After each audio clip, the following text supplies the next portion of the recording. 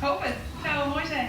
Bij inhouden Azem watermanje in sportcentrum Palestra in Haarlem sjoen naar de 1500 meter reetrieden in Peking. Haarlemmer Marijke Groenewoud maakte namelijk haar debuut op de Olympische Spelen. Haar haast lieke sportieve dorpsgenoten ziet een kleer om haar aan te moedigen. Ja, ik vind het wel spannend.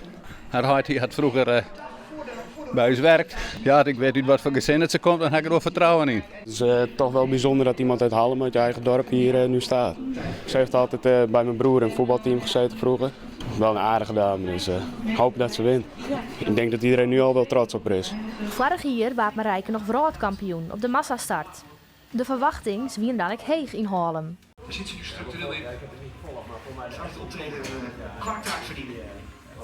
Ik denk het wel. Ook voor haar dus geen laatste binnenbocht. Zo 7 bochtjes.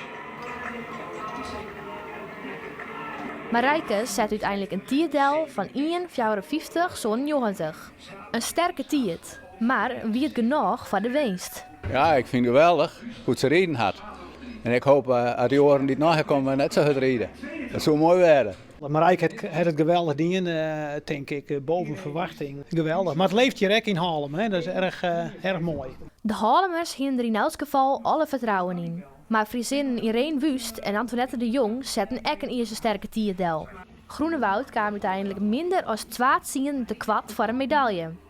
Ze eindigen als 5e. Geen podiumplak, maar dat maken haar dwarsgenoten net minder grutsk.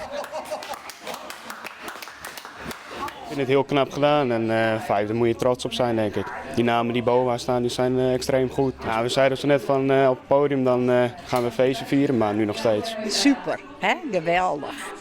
Ja, het is de best ook wel pittige dames tussen.